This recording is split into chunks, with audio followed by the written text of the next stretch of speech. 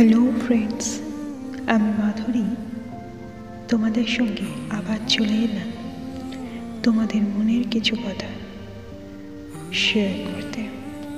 Thank you so much ফার্স্টে বলে দিই যারা সাপোর্ট করছো। Thank you so much everyone. 1K complete করার জন্য, হেল্প করার জন্য।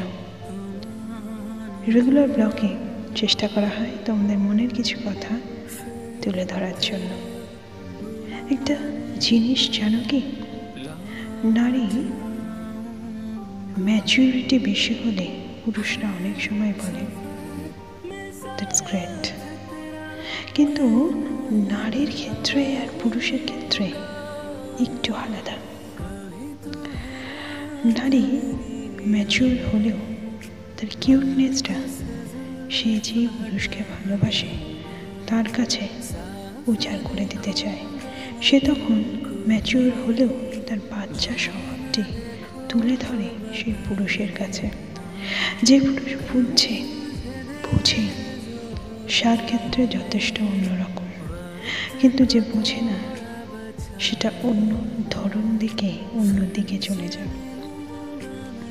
কারণ নারী একটা পুরুষকে ভালোবাসলে তাকে সারা জীবনের জন্য আগলে রাখতে চায়। নারী যেমনি ভালোবাসার মানুষ, একদিকে বন্ধু, একদিকে মা, আর কোনো ক্ষেত্রে সে মেয়ে।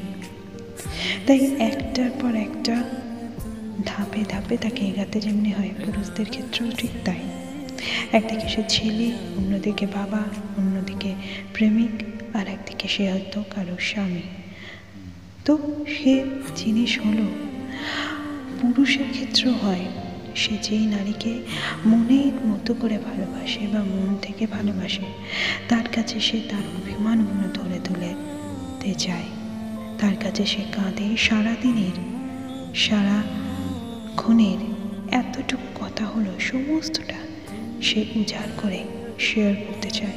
তার কাজে সবটুকু দিয়ে, তার অর্জিত পয়সার সবটুকু দিয়ে তাকে সাজাতে চায় বা তাকে অন্যভাবে পেতে চায়, তার সঙ্গে সময় স্পেন্ড করতে চায়।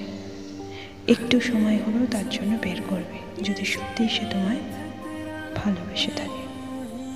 অনেক সময় কিন্তু পুরুষ বুঝতেও পারে না তার ভালোবাসার নারীটি, কিন্তু তাকে সম্মান করা উচিত, তাকে রেসপেক্ট করার সঙ্গে সঙ্গে তাকে ভালোবাসাটাও দেওয়া উচিত। কনফিউশনে ভোগে অনেক সময়, আর সেটাই অনেক সময় খারাপ হয়। আবার অনেক সময় সেই কনফিউশন কাটিয়ে যখন সে তাকে আগলে নেয় সারা জীবনের জন্য, সেটা অন্য রকমের হয়। লাইক শেয়ার করতে প্লিজ বলো না। Thank you for support.